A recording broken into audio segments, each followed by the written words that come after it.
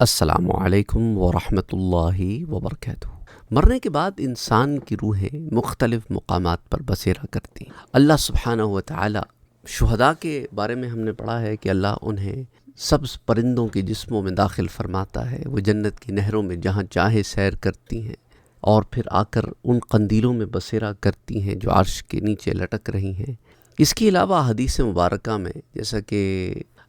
مروزی اور ابن مندہ نے جنائز میں اور ابن عساکر نے عبداللہ ابن عمر سے روایت کیا ہے کہ کافروں کی جو روحیں ہیں وہ برہوت حضر موت کے علاقے میں اور مومنین کی ارواح جابیہ برہوت کے علاقے میں۔ اسی طرح ابن ابی الدنیا نے حضرت علی رضی اللہ تعالیٰ عنہ سے روایت کیا کہ مومنین کی ارواح زمزم کے کنویں میں، اور حضرت کعب احبار نے حضرت عبداللہ ابن عمر سے روایت کیا کہ مومنین کی ارواح اریحہ اور مشرکین کی ارواح صنعاء میں، اور ابن ابی الدنیا نے حضرت وہب ابن منبہ سے روایت کی کہ مومنین کی ارواح ایک فرشتے کے سپرد کی گئی ہیں۔ اسی طرح ابن ابی الدنیا نے حضرت مالک بن انس سے روایت کیا کہ یہ مجھے حدیث پہنچی ہے کہ مومنین کی ارواح تو آزاد ہیں، جہاں چاہتی ہیں جاتی ہیں، اور بعض اقوال کی ارواح اپنی اپنی قبروں کے کنارے پر ہوتی ہیں۔ تو گویا مرنے کے بعد ارواح کے مختلف مقامات ہیں، ان مقامات میں بعض مقامات پر وہ رہتی ہیں۔ حضرت جلال الدین سیوطی رحمۃ اللہ علیہ کتاب بشر الکئیب بلقاء الحبیب میں بیان فرماتے ہیں کہ حضرت امام ابو السعادات عبداللہ بن اسعد یافعی رحمۃ اللہ علیہ نے فرمایا کہ اہل سنت کا مذہب یہ ہے کہ جب اللہ سبحانہ و تعالی چاہتا ہے تو مرنے والوں کی روحیں بعض اوقات علیین یا سجین سے قبروں میں ان کی جسموں کی طرف لوٹائی جاتی ہیں، خصوصاً جمعۃ المبارک کی رات، اور وہ مل بیٹھ کر گفتگو بھی کرتی ہیں، اور نیک روحوں کو انعام و اکرام سے نوازا جاتا ہے جبکہ بدکار روحوں کو عذاب دیا جاتا ہے۔ مزید فرماتے ہیں کہ علیین یا سجین میں انعام و اکرام یا عذاب دینے کا تعلق جسم کے ساتھ نہیں بلکہ روح کے ساتھ ہوتا ہے، جبکہ قبروں میں اس کا تعلق جسم اور روح دونوں کے ساتھ ہوتا ہے۔ یعنی کہ کہنے کا مقصد یہ ہے کہ ان شارٹ دونوں کو وہ چیز پہنچتی ہے، جو روح پر ہے وہ قبر پر میں جسم کسی حال میں ہو اس پر اطلاق ہوتا ہے، چاہے انعامات کی صورت میں ہو یا پھر عذاب کی صورت میں۔ تو بشرا الکئیب مع شرح الصدور تذکرۃ الموتى فی قبورہم، اس کے پیج نمبر 357، اور روض الریاحین الحکایۃ الثمانیہ والستون، اس میں پیج 183 میں۔ اچھا، موت کے بعد بھی روحیں قبروں میں اپنے جسموں کے ساتھ یاد رکھیں متصل رہتی ہیں، اس پر ہم نے پہلے بھی بات کیا ہے، اور اس پر وہ کلام بھی دلالت کرتا ہے جو امام نصفی رحمۃ اللہ علیہ نے اپنی کتاب بحر الکلام کے باب عذاب القبر میں نقل فرمایا۔ فرماتے ہیں کہ اگر یہ کہا جائے کہ قبر میں گوشت کو کیسے تکلیف ہوتی ہے، حالانکہ اس میں تو روح ہی نہیں ہوتی۔ اسی طرح ہے جیسا کہ جب دانت میں درد ہوتا ہے تو بظاہر دانت کی ہڈی میں نہیں درد ہو رہا ہوتا، وہ جو چیزیں دانت کی ہڈی سے جڑی ہیں ان میں درد ہو رہا ہوتا ہے، پر تکلیف کی نسبت دانت کی طرف کی جاتی ہے۔ تو بحر الکلام فی عذاب القبر، اور یہ بات اس کی دلیل ہے کہ موت کے بعد قبروں میں روحوں کا اپنے جسموں کے ساتھ تعلق ہوتا ہے، اگرچہ ان کے جسم بوسیدہ اور مٹی ہو گئے ہوں۔ اسی وجہ سے شریعت نے ان کی قبروں کے احترام کا حکم دیا ہے۔ پھر مومنین کے لیے ان کی قبروں کا احترام کرنا، تعظیم کرنا، ان سے یہ تمام معاملات بھی رکھے گئے ہیں۔ اچھا، اب قرآن کریم میں اللہ سبحانہ و تعالی سورہ مومن میں فرماتا ہے کہ فرعون اور اس کے فالوورز کے بارے میں کہ وہ صبح و شام آگ پر پیش کیے جاتے ہیں، اور قیامت کے دن فرعون والوں کو زیادہ سخت عذاب میں ڈالا جائے گا۔ تو اس کا مطلب یہ ہے کہ اب بھی وہ عذاب میں ہیں تو اور عذاب میں ڈالے جائیں گے نا۔ تو اس آیت کی تفسیر میں الدر المنثور فی تفسیر البعثور میں امام سیوطی رحمہ اللہ جو ہے اس آیت کی تفسیر میں فرماتے ہیں کہ جو فرعونیوں کی روحیں سیاہ پرندوں کے پیٹ میں ڈال کر انہیں روزانہ 2 بار آگ پر پیش کیا جاتا ہے، صبح و شام کو آگ کی طرف جاتی ہیں تو کہا جاتا ہے کہ فرعون والوں یہ تمہارا ٹھکانہ ہے یہاں تک کہ قیامت قائم ہو جائے۔ اچھا، اسی طرح فرعون اور فرعونیوں کو ڈوبے ہوئے تو ہزاروں سال بیت گئے، ہر روز صبح و شام 2 وقت آگ پر پیش کیے جاتے ہیں، تو جہنم جو ہے اس کی طرف انہیں پیش بھی کیا جاتا ہے اور بتایا بھی جاتا ہے کہ یہ تمہارا ٹھکانہ ہے اور یہ معاملہ تم پر چلتا رہے گا یہاں تک کہ قیامت قائم ہو جائے۔ اور فتاوی رضویہ کی جلد نمبر 9 میں بھی اس پر تفصیل موجود ہے، پیج 874 پر۔ اور حدیث شریف صحیح بخاری، صحیح مسلم، موطا امام مالک، اسی طرح جامع الترمذی اور سنن ابن ماجہ میں حضرت عبداللہ ابن عمر رضی اللہ تعالی عنہ سے روایت آتی ہے کہ حضور صلی اللہ علیہ وآلہ وسلم نے فرمایا کہ جب تم میں سے کوئی مرتا ہے تو اس پر اس کا ٹھکانہ صبح و شام پیش کیا جاتا ہے. اگر اہل جنت سے تھا تو اہل جنت کا مقام، اور اہل نار سے تھا یعنی آگ والوں میں سے تو اہل نار کا مقام. اس سے کہا جاتا ہے کہ یہ تیرا ٹھکانہ ہے یہاں تک کہ خدا تجھ کو روز قیامت اس طرف بھیجے. تو موطا امام مالک میں، پھر اس طرح جامع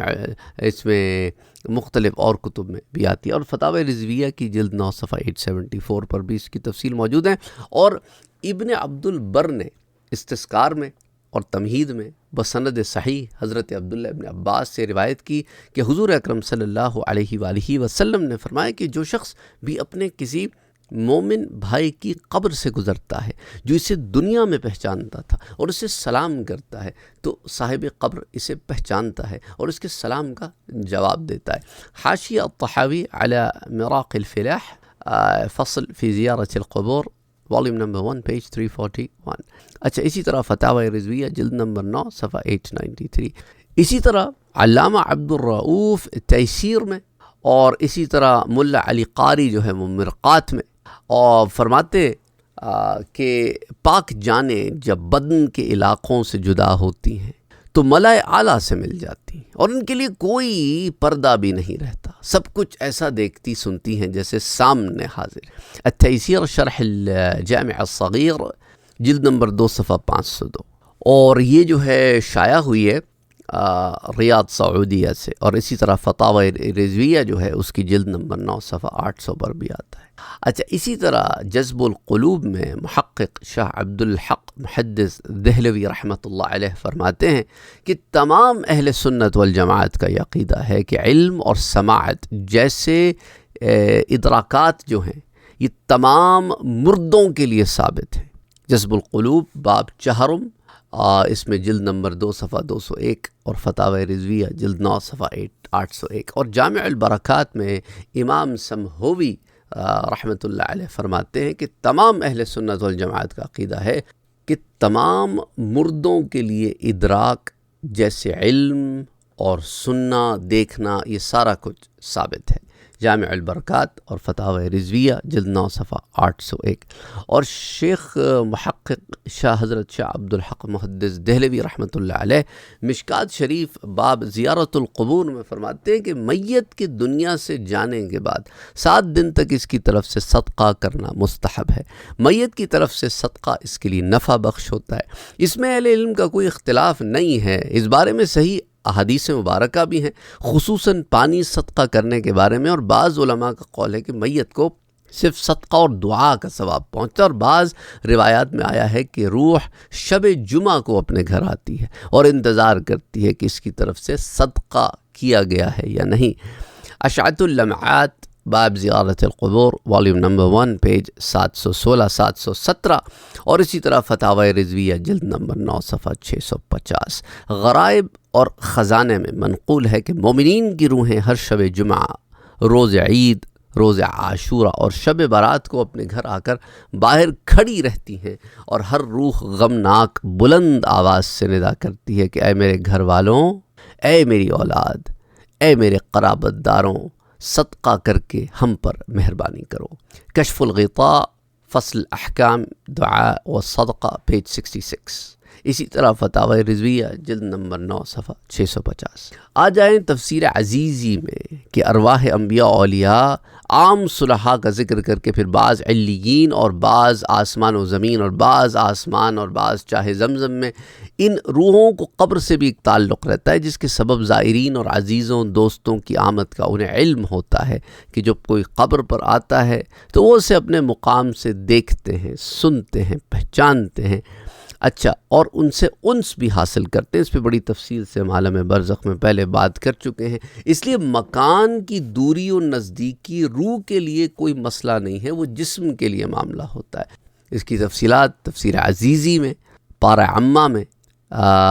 جو ہے یہ ان کتاب الابرار لفی علیین کی تفسیر کے تحت آتی ہیں، اور پھر فتاوی رضویہ کی جلد 9 صفحہ 806 پر. اور شاہ ولی اللہ محدث دہلوی رحمۃ اللہ علیہ فیود الحرمین میں لکھتے ہیں کہ جب برزخ کی طرف انتقال کرتے ہیں تو یہ جو ہے وضع اور عادت اور علم سب ان کے ساتھ ہوتے ہیں، جدا نہیں ہوتے۔ اور جب یہ بندہ کامل انتقال کرتا ہے نا کوئی، تو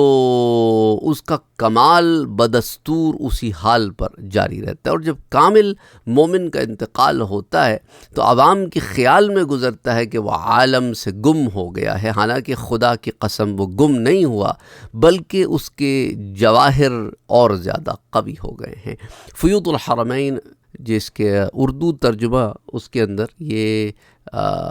صفحہ نمبر 42 پر موجود ہے۔ اور شاہ عبدالعزیز محدث دہلوی تفسیر عزیزی میں فرماتے ہیں کہ جب آدمی مرتا ہے تو روح میں بالکل تغیر نہیں ہوتا، جس طرح پہلے وہ قوی تھی اور اب بھی، اور جو شعور اور ادراک تھا وہ سارا کچھ اس میں جاری و ساری رہتا ہے، بلکہ اب چونکہ جسم کی قید سے نکل گئی ہے تو معاملہ اور صاف اور روشن ہو جاتا ہے۔ تو تفسیر عزیزی میں یہ آیہ مبارکہ وَلَا تَقُولُوا لِمَن يُقْتَلُ، اس میں جلد نمبر 1 صفحہ 559 پر یہ تفسیر آتی ہے، اور پھر فتاوی رضویہ کی جلد 9 صفحہ 803۔ جیسا کہ میں نے آپ کو کئی دفعہ بتایا ہے کہ دنیا اور آخرت کے درمیان ایک اور عالم ہے جس کو برزخ کہتے ہیں، اور مرنے کے بعد اور قیامت سے پہلے تمام جن و انس کو حسب مراتب اس میں رہنا ہوتا ہے، اور یہ عالم اس دنیا سے بہت بڑا ہے۔ دنیا کو عالم برزخ کے ساتھ ایسی ہی نسبت ہے جیسے ماں کے پیٹ کو دنیا کے ساتھ۔ اور برزخ میں کسی کو تکلیف ملتی ہے، کسی کو آرام ملتا ہے۔ کفار و مشرکین اور منافقین ہمیشہ عذاب میں مبتلا رہتے ہیں، کبھی انہیں چھٹکارا نہیں ملتا۔ اور مسلمان اگر گناہ گار ہے تو اس کے گناہوں کی بنا پر عذاب میں مبتلا بھی ہوگا، تو کچھ دیر کے لیے وہ معاملے کے بعد پھر ایمان والے جو ہیں ان پر ہمیشگی کا عذاب نہیں ہوگا، بلکہ مومنین کی فاتحہ خوانی اور دعا و استغفار سے مسلمانوں پر عذاب قبر کی تخفیف ہوتی رہتی ہے۔ اب آپ دیکھیں نا، ہم جمعے میں اور مختلف اور مقامات پر سارے لوگوں کے لیے دعا کرتے ہیں نا، اللہم اغفر للمؤمنین والمؤمنات والمسلمین والمسلمات، اے اللہ تمام مومن اور مردوں اور عورتوں کو، مسلم مردوں اور عورتوں کو بخش دے، الاحیاء منہم الاموات، جو زندہ ہیں انہیں بھی اور جو فوت ہو گئے انہیں بھی۔ اور امام طبرانی نے اوسط میں، مجمع الاوسط میں حضرت انس بن مالک سے ایک روایت نقل کی ہے کہ حضور صلی اللہ علیہ وآلہ وسلم نے ارشاد فرمایا ہے کہ میری امت مرحومہ ہے، قبروں میں گناہ کی حالت میں داخل ہوتی ہے، لیکن جب قبر سے اٹھے گی تو مومنین کے استغفار اور دعاؤں کی وجہ سے گناہوں سے پاک و صاف ہو کر نکلے گی۔ اور اسی طرح حدیث شریف میں آتا ہے، جسے امام طبرانی نے حضرت انس بن مالک سے روایت کیا ہے، کہ حضور اکرم صلی اللہ علیہ وآلہ وسلم کا ارشاد پاک کہ جب کوئی شخص مر جاتا ہے اور اس کے عزیز و اقارب اس کے لیے صدقہ و ایصال ثواب کرتے، تو حضرت جبرائیل علیہ السلام نورانی تھال میں رکھ کر اس مردے کے پاس اس اجر و ثواب کو، صدقے کو لے جاتے ہیں، اور قبر کے کنارے کھڑے ہو کر پکارتے ہیں کہ قبر کی گہرائی میں رہنے والے، تمہارے گھر والوں نے تمہیں یہ تحفہ بھیجا ہے، اسے قبول کر لو۔ تو مردہ اسے حاصل کر کے خوش ہوگا اور دوسروں کو خوشخبری سنائے گا۔ اس کے پڑوسیوں میں جس کے لیے کوئی ہدیہ نہیں بھیجا گیا ہوگا، وہ یہ سن کر رنجیدہ بھی ہوگا اور مغموم بھی ہوگا۔ تو اب اس روایت میں آپ غور کریں تو بہت سارے پہلو نکلتے ہیں۔ ایک تو یہ ہے کہ جب آپ کوئی صدقہ کرتے ہیں، کوئی ایصال ثواب کرتے ہیں، کسی بھی اس کا یہ نہ خیال کریں کہ وہ ان تک پہنچتا نہیں، ان تک پہنچتا تو ہے لیکن ثواب کی صورت میں۔ یہ نہیں کہ آپ نے یہاں پہ کسی غریب کو کھانا کھلا دیا کہ اللہ اسے ثواب دے، تو یہاں انہیں بھی کھانا پہنچ گیا، انہیں بھی بریانی پہنچ گئی، نہیں، ایسا معاملہ نہیں ہے۔ تو انہیں اس کا ثواب بتایا جاتا ہے، اور ایک خاص اہتمام کے ساتھ کہ دیکھیں آپ کے رشتہ دار آپ پہ بھولے نہیں ہیں، آپ کی اولاد آپ کو بھولی نہیں ہے، آپ کے گھر والوں نے آپ کو یاد رکھا ہے، آپ کے لیے دعا کرتے ہیں، صدقہ خیرات کرتے ہیں، ایصال ثواب کرتے ہیں۔ اور پھر جب یہ تحفہ انہیں پیش کیا جاتا ہے نا، تو ساتھ ان کی آپ عزت و اکرام دیکھیں، ان سے کہا جاتا ہے اسے قبول کر لیں، تو وہ تو خوشی خوشی قبول کر لیتے ہیں۔ تو معلوم کیا ہوا کہ وہاں پر ان کی یہ عزت و اکرام بھی ہے کہ ان کے پاس چیزیں تحفے کے طور پہ پیش کی جاتی ہیں، اور اس کے بعد وہ وہاں پر خوش ہوتے ہیں، تو گویا وہاں خوشی کا عنصر بھی موجود ہے، اور وہاں پر آپس میں ملاقاتیں بھی ہیں، اس لیے تو وہ دوسروں کو بھی خوشخبری سنائیں گے۔ اگر آپس میں ملنا نہیں ہوتا تو دوسروں کو خوشخبری سنانے کا مطلب، اور اس کے ساتھ ساتھ یہ بھی ہے کہ قبر میں بھی پڑوسی ہوتے ہیں، عالم برزخ میں بھی پڑوسی ہوتے ہیں، ان پڑوسیوں میں سے جن کے پاس ان کے گھر والوں میں سے کسی نے کچھ نہیں بھیجا ہوتا، تو وہ یہ سن کر کہ ہمارے لیے کچھ نہیں آیا، یہ رنجیدہ اور مغموم بھی ہوتے ہیں۔ تو گویا وہاں رنج یوں بھی ہے کہ ایک طرف تو رنج یہ ہے کہ جب ان کے پیاروں کے اعمال ان پر پیش کیے جاتے ہیں اور وہ اعمال بد ہوتے ہیں، تو وہ پھر اللہ سے دعا کرتے ہیں کہ باری تعالیٰ انہیں ہدایت دے۔ اور اگر وہ یہ دیکھتے ہیں کہ ان کے جانے کے بعد ان کے گھر والے انہیں بھول بیٹھے ہیں، کوئی صدقہ خیرات نہیں، کوئی دعا نہیں، کوئی سال نہیں، کوئی صدقہ نہیں، تو یہ بھی ان کے لیے رنجیدگی اور غم کا سامان ہوتا ہے۔ اچھا، یہ انہیں غم نہیں ہوتا کہ یار وہ پیچھے رہ گئے ہوں گے، رو رہے ہوں گے میری یاد میں اور میں ان کی یاد میں یہاں بیٹھا، یہ یادیں وادوں کا سلسلہ وہاں نہیں ہے، وہ اس سے الگ عالم ہے۔ وہ یادوں کا معاملہ یہاں ہم نے بسا کے رکھے ہیں، یہ سارے بسیرے ہمارے اس دنیا کے ہیں، یہ سارے بکھیڑے بھی ہمارے اس دنیا کے ہیں کہ کسی کی یاد میں بیٹھے رہنا نہیں، وہ ہمیں یاد رکھتے ہیں، ہمارے لیے دعا کرتے ہیں، اور چونکہ وہ ہمیں یاد رکھتے ہیں، ہمارے لیے دعا کرتے ہیں، آنے والوں سے دنیا میں رہ جانے والوں کے احوال پوچھتے ہیں، ان پر ہمارے اعمال بھی پیش ہوتے ہیں، تو ساتھ ساتھ ان کے لیے بھی یہ ہوتا ہے کہ انہیں بھی اس چیز کی آس ہوتی ہے کہ پیچھے رہ جانے والوں نے بھی ہمیں یاد رکھا ہوگا۔ تو یہ معاملہ ہے۔ اچھا، ہر جسم قبر میں بوسیدہ نہیں ہو جاتا۔ علامہ زرقانی فرماتے ہیں کہ اولیاء، اسی طرح باعمل علماء، اسی طرح شہداء، اور اسی طرح طالب ثواب مؤذن، اسی طرح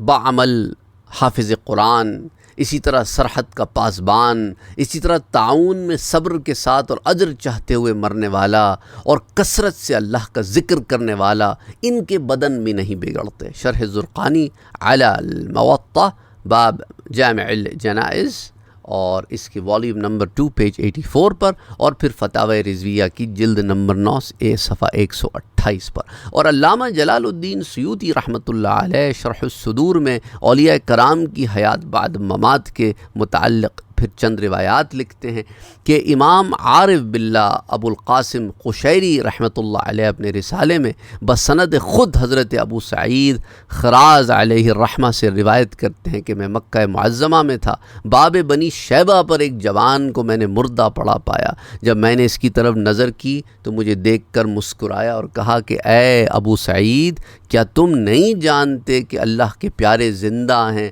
اگرچہ مر جائیں وہ تو یہی ایک گھر سے دوسرے گھر میں بدلائے جاتے ہیں۔ اور شرح الصدور باب زیارت القبور و علم الموتى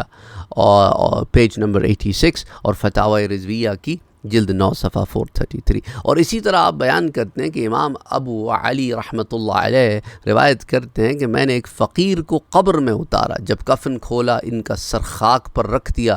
کہ اللہ ان کی غربت پر رحم کرے، تو فقیر نے آنکھیں کھول دی اور مجھ سے فرمایا کہ یا ابا علی، تم مجھے اس کے سامنے ذلیل کرتے ہو جو میرے ناز اٹھاتا ہے۔ میں نے عرض کی اے میرے سردار، کیا موت کے بعد زندگی ہے؟ فرمایا میں زندہ ہوں اور خدا کا ہر پیارا زندہ ہے، بے شک وہ وجاہت و عزت جو مجھے روز قیامت ملے گی، اس سے میں تیری مدد کروں گا۔ شرح الصدور میں بھی یہ روایت آتی ہے، فتاوی رضویہ کی جلد 9 صفحہ 433 پر بھی آتی ہے۔ اور عطاف کہتے ہیں کہ میری خالہ مجھ سے بیان کرتی ہیں کہ میں ایک بار زیارت قبور شہداء کو گئی، میرے ساتھ 2 لڑکوں کے سوا کوئی نہ تھا جو میری سواری کا جانور تھا۔ میں نے مزارات پر سلام کیا، جواب سنا اور آواز آئی کہ خدا کی قسم واللہ انا نعرفکم کما یعرف بعضنا بعضا، خدا کی قسم تم لوگوں کو ہم ایسے پہچانتے ہیں جیسے آپس میں ایک دوسرے کو۔ میرے بدن پر بال کھڑے ہو گئے، میں سوار ہوئی اور واپس آ گئی۔ اسے امام حاکم نے المستدرک میں بھی روایت کیا ہے، کتاب المغازی میں جلد 3 صفحہ 29 پر، اور فتاوی رضویہ کی جلد 9 صفحہ 722 پر بھی آتی ہے۔ اور اسی طرح ابن ابی الدنیا اور امام بیہقی دلائل میں عطاف مخزومی کی خالہ سے روایت کرتے ہیں، کہتی ہیں ایک دن میں نے قبر سیدنا حمزہ رضی اللہ تعالی عنہ کے پاس نماز پڑھی، اس وقت اس جگہ پر کسی آدمی کا نام و نشان نہ تھا۔ بعد نماز میں نے مزار شریف پر سلام کیا تو مزار کے اندر سے جواب آیا اور اس کے ساتھ یہ فرمایا کہ جو میری قبر کے نیچے سے گزرتا ہے میں اسے پہچانتا ہوں، یعنی قبر کے پاس سے جو گزرتا ہے میں اسے پہچانتا ہوں جیسا یہ پہچانتا ہوں کہ اللہ نے مجھے پیدا کیا اور جس طرح رات اور دن کو پہچانتا ہوں۔ دلائل النبوہ جلد نمبر 3 صفحہ 308 اور فتاوی رضویہ کی جلد 9 صفحہ 723. اور قاضی ثناء اللہ صاحب پانی پتی جو ہے تذکرۃ الموتیٰ میں لکھتے ہیں کہ اولیاء اللہ کا فرمان ہے کہ ہماری روحیں ہمارے جسم ہیں، یعنی ان کی ارواح جسموں کا کام دیا کرتی ہیں، اور کبھی اجسام انتہائی لطافت کی وجہ سے ارواح کی طرح ظاہر ہوتے ہیں. تو اس کو بھی تذکرۃ الموتیٰ والقبور میں انہوں نے بیان کیا، اور پھر فتاوی رضویہ میں بھی آتا ہے. اور علامہ امام ملا علی قاری شرح مشکات میں لکھتے ہیں کہ اولیاء اللہ کی دونوں حالتوں حیات و ممات میں اصلاً فرق نہیں ہے، اس لیے کہا گیا کہ وہ مرتے نہیں بلکہ ایک گھر سے دوسرے گھر میں تشریف لے جاتے ہیں. مرقات شرح مشکات باب الجمعہ فصل الثالث والیوم 3 پیج 241 اور فتاوی رضویہ جلد 9 صفحہ 433. تو اس ضمن میں ایک احمقانہ عقیدے اور اس کا رد بھی آپ کو بتاتا چلوں. امام عبد الغنی نابلسی رحمۃ اللہ علیہ فرماتے ہیں کہ میرے نزدیک وہ شخص سراسر جاہل ہے جو بعض گمراہ فرقوں کی طرح یہ عقیدہ رکھتا ہے کہ روحیں تو عارضی ہیں اور موت کے سبب وہ ایسے زائل ہو جاتی ہیں جیسے مردے سے حرکات و سکنات زائل ہو جاتی ہیں. اور وہ گمراہ فرقے یہ سمجھتے ہیں کہ جب اولیاء اللہ انتقال کر جاتے ہیں تو وہ مٹی ہو جاتے ہیں اور زمین کی مٹی کے ساتھ مل کے ان کی روحیں بھی ختم ہو جاتی ہیں، لہٰذا ان کی قبروں کی کوئی تعظیم نہیں. اس وجہ سے یہ لوگ ان کی توہین و تحقیر کرتے ہیں اور ان کی زیارت اور ان سے برکت حاصل کرنے والوں پر اعتراض کرتے ہیں. تو حضرت علامہ نابلسی فرماتے ہیں کہ ایک دن میں حضرت ارسلان دمشقی کے مزار پر حاضر ہوا تو میں نے اپنے کانوں سے ایک شخص کو یہ کہتے سنا، تم ان کی مٹی کے ڈھیروں پر کیوں جاتے ہو؟ یہ تو سراسر بے وقوفی ہے. اس کی بات سن کر مجھے انتہائی تعجب ہوا. میں نے دل میں کہا کوئی مسلمان ایسی بات کر سکتا ہے؟ کشف النور عن اصحاب القبور امام عبد الغنی نابلسی رحمۃ اللہ علیہ پیج 103. اور اسی طرح زیارت قبور کے آداب میں سے یہ ہے کہ سلام کرے پھر کھڑے ہو کر دیر تک دعا کرے. تو المسلک مع ارشاد الساری میں پیجز 333 334 پر اور اسی طرح فتاوی رضویہ کی جلد 9 صفحہ 245 پر یہ آتا ہے. اسی طرح جو کوئی نیک کام کا ثواب چند مرحومین کو بخشا جائے تو اللہ کے کرم سے، اللہ کے فضل سے یہ امید ہے کہ سب کو پورا ثواب ملے گا اور ثواب تقسیم کر کے نہیں دیا جائے گا. اور امام ابن حجر رحمۃ اللہ علیہ فرماتے ہیں کہ وسعت فضل الہی کے لائق یہی ہے. اور علامہ شامی رد المختار میں فرماتے ہیں کہ ابن حجر مکی سے سوال ہوا کہ اگر اہل مقبرہ کے لیے فاتحہ پڑھا تو اب ان کے درمیان تقسیم ہوگا یا ہر ایک کو برابر اتنا ہی ثواب ملے گا جتنا کہ فاتحہ کا پورا ثواب ہے؟ تو انہوں نے جواب دیا کہ ایک جماعت نے دوسری صورت پر فتویٰ دیا، یعنی سب کو پورا ثواب ملے گا، اور وہی فضل ربانی کے وسعت کے شایان شان بھی ہے. رد المختار میں یہ آتا ہے، اور پھر ساتھ صفحہ 605 پر اور فتاوی رضویہ کی جلد 9 صفحہ 617 پر. اور رد المختار میں تاتار خانیہ سے اس میں محیط سے منقول ہے کہ جو کوئی نفل صدقہ کرے تو بہتر یہ ہے کہ تمام مومنین اور تمام مومنات کی نیت کرے، اس لیے کہ وہ سب کو پہنچے گا اور کسی کے اجر میں کوئی کمی نہیں ہوگی، یعنی کہ وہ تقسیم ہو کے نہیں پہنچے گا. امید کرتا ہوں کہ ان تفصیلات سے آپ کے علم میں اضافہ بھی ہوا ہوگا اور آپ کے بہت سارے سوالات کے جوابات بھی آپ کو مل گئے ہوں گے. اور یاد رکھیں ہمارے ہاں یہ سوال بہت زیادہ آتے ہیں کہ اپنوں کے جانے کے بعد ایک گلٹ کی فیلنگ. اب اس کی مختلف صورتیں ہیں، اگر مگر والے بہت زیادہ سوالات ہیں، تو خلاصتاً میں بتا دوں یہ اگر مگر مومن نہیں کرتا. اگر ہم ایسا کر لیتے، اگر ہم ویسا کر لیتے، اگر ان کو ہم فلاں اسپتال لے جاتے، اگر فلاں ڈاکٹر مل جاتا، اگر یہ ہو جاتا اور وہ ہو جاتا. ایک تو یہ نہیں. دوسرا یہ ہے کہ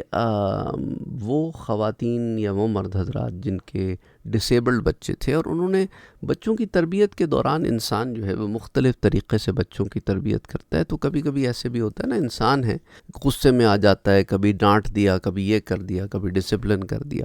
اب وہ بچہ اس دنیا سے چلا گیا، اب وہ اس فکر میں ہے کہ کہیں وہ ہم سے ناراض تو نہیں ہوگا، کہ اس کے اندر ایک کمی بھی تھی، وہ مینٹلی ڈسیبلڈ تھا یا what ever was the reason, ADHD تھی یا جو بھی تھا، اور ہم نے اسے ایک دفعہ ڈانٹا یا 5 دفعہ ڈانٹا. دیکھیں وہ اس پروسیس کا حصہ تھا جو زندگی کا ایک لائے عمل ہوتا ہے. تو اس میں کوئی گلٹ نہیں ہے کہ وہ اس کو لے کر آپ سے ناراض ہو کے بیٹھا، ایسی کوئی بات نہیں ہے۔ آپ نے اس کی بھلائی یا بہتری کے لیے، کبھی انسان ہے مختلف طبیعتوں سے گزرتا ہے تو ایسے معاملات ہو جاتے ہیں، اللہ سبحانہ و تعالیٰ آسانیاں پیدا فرمائے تو اس گلٹ سے باہر آ جائے۔ دوسرا یہ کہ بعض دفعہ رشتہ دار جو ہے وہ اتنا تنگ کر کے رکھتے ہیں کہ تمہارا بچہ چلا گیا ہے تو گویا تم لوگ تو کسی بہت بڑے عذاب میں مبتلا ہو گئے ہو، یہ بھی ایسی بات نہیں۔ دیکھیں یہ زندگی کی آزمائشیں مختلف لوگوں کے ساتھ مختلف طریقے کی لگی ہوئی ہیں، اس کا یہ مطلب تھوڑی ہے کہ آپ نے کسی کے اوپر گناہ گار ہونے کا لیبل لگا دیا یا کسی کے اوپر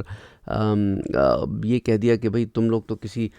عذاب میں گرفتار ہو گئے ہو، یا اس طرح کی جو باتیں ہیں، انا للہ و انا الیہ راجعون، یہ دین سے دوری کا سبب ہے۔ دیکھیں نا، انبیاء کرام کی زندگیوں میں بھی بہت سارے ایسے معاملات آئے کہ اولاد کی دوری آئی۔ مثال کے طور پہ ہمارے پیارے نبی صلی اللہ علیہ وآلہ وسلم کو اللہ نے 7 اولادوں سے نوازا، لیکن ان میں سے 6 کا انتقال آپ کی زندگی میں ہی ہو گیا۔ بیٹے 3 وہ تو بچپن میں فوت ہو گئے، اور بیٹیاں 3 وہ جوانی میں فوت ہو گئیں۔ تو آپ کے سامنے آپ کے نواسے کا انتقال بھی ہوا، آپ کے سامنے آپ کی 2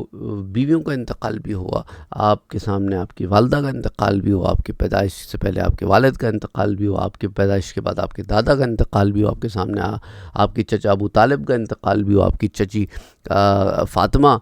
کا بھی انتقال۔ تو یہ کیا معنی ہے اس کی تمام چیزوں کو ہم پھر کیا لیبل دیں گے؟ انا للہ و انا الیہ راجعون۔ تو ایسی بات نہیں ہے، اس لیے اللہ نے کیا فرما دیا قرآن میں کہ تمہارے نبی کی زندگی میں تمہارے لیے زندگی کے ہر پہلو کی کوئی نہ کوئی اگزامپل موجود ہے جس سے تم استفادہ حاصل کر کے روشنی حاصل کر سکتے ہو۔ بہرحال اللہ آسانیاں پیدا فرمائے، اور اللہ ہمیں توفیق عطا فرمائے کہ اپنی زبانوں کو کنٹرول کریں